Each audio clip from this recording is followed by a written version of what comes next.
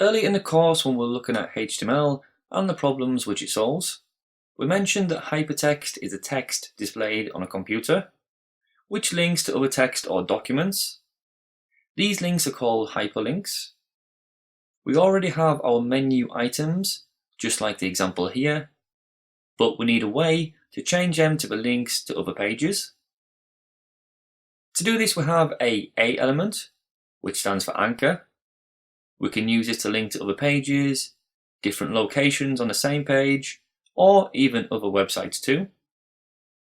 Let's get to work by adding links to our menu items. So let's go over to the index page, and let's go over to our header, up at the top, and these three links here. First, we need to add the A element around what we want to link. So in our case, we want to link the text here.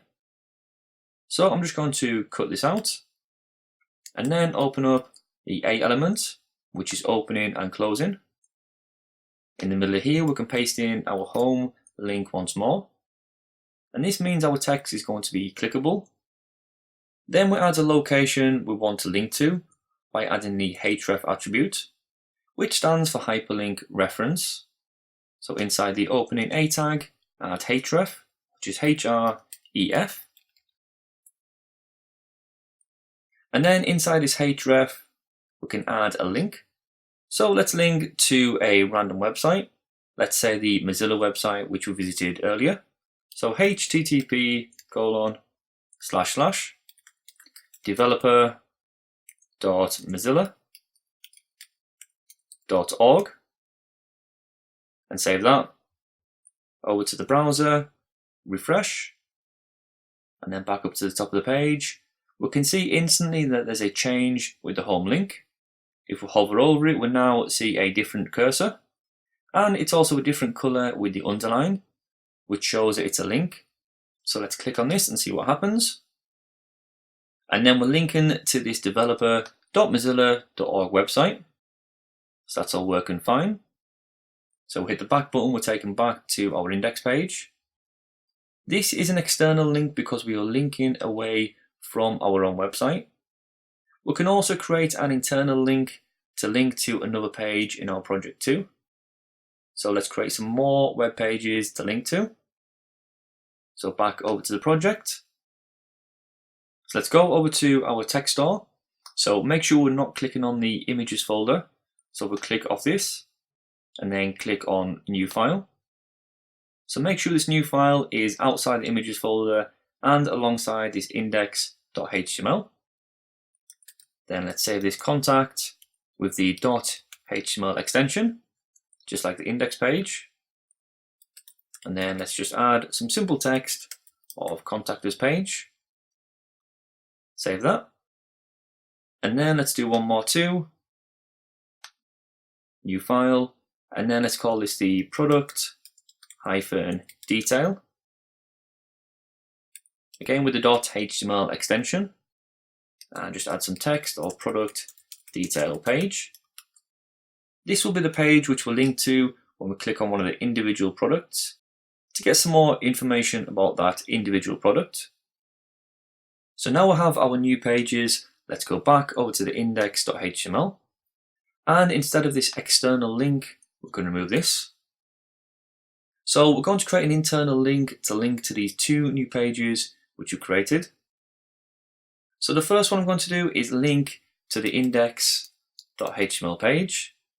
So because this is the home link, we want this to link back to this index page. So give that a save. And then we click on this. We can see nothing changes because we're still linking to this index page. And of course, we're still taken to this index page. Now for the shop, if we cut out the shop text, we can add the link with the A tag and paste this in the middle. We don't have a shop page just yet, so we can leave an empty href attribute. This means it'll still be styled the same as the rest of the links, but it just won't link anywhere when we click on it. Then the contact us page, which is one of the pages which we just created. Let's open up the A tags, paste contact us inside the middle, the href attribute, and this time it's contact.html. So save that. So just like when working with images, this file path is relative. This means it's relative to the current location. So we're currently in the index.html page. The contact and product detail page is alongside this page in the folder structure. So therefore we can just add the name of the file. If we had one of these files inside of a folder, we would also need to add the folder name just before, like this. But we don't, so we can just leave this as contact.html. So give that a save and let's try this out.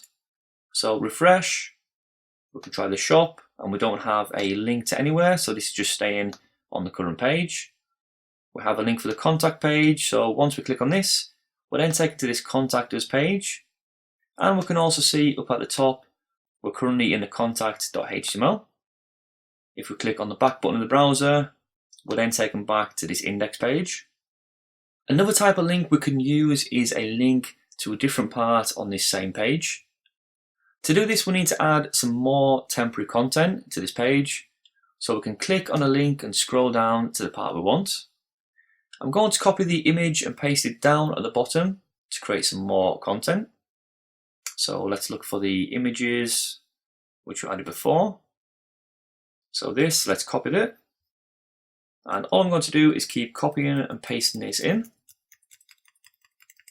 just to give us some more content on the page, and give that a save. And then if we refresh the browser, we now have some content we can scroll down to. So this will allow us to click on a link, and then the page will scroll down to the section of the same page. This is possible by adding an ID. So let's add an ID to one of these products. So at the very start, an ID is just an attribute, like we've seen before. And let's call this an ID of link. We can then scroll down to this section when we click on the home button. So let's replace the href here of index.html with the value of a hashtag and then link. The hash is used when working with IDs, and we'll see this a lot more later on in the course when working with CSS and JavaScript.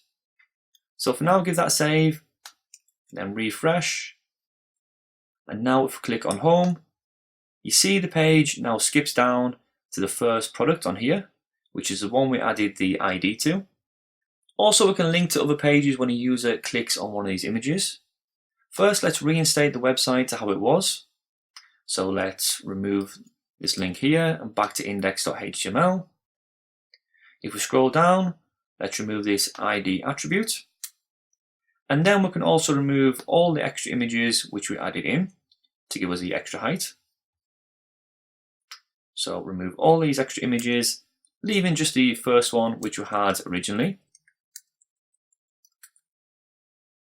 Now we can get to work on linking when a user clicks on this image.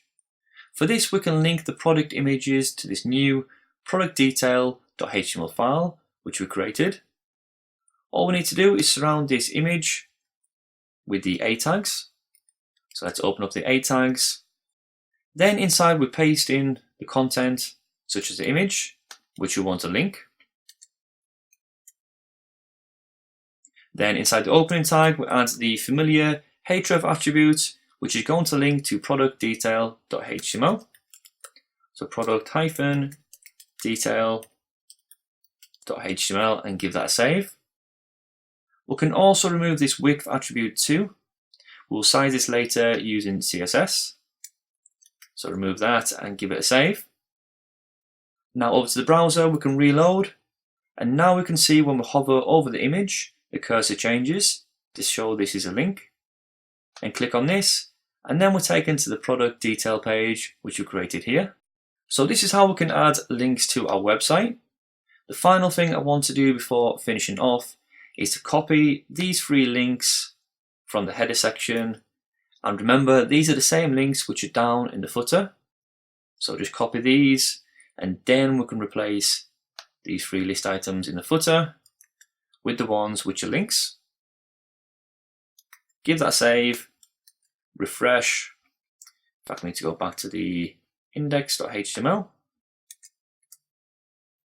And then down to the bottom, we can see the footer section now has 3 links too. This is how we can use links inside our web pages.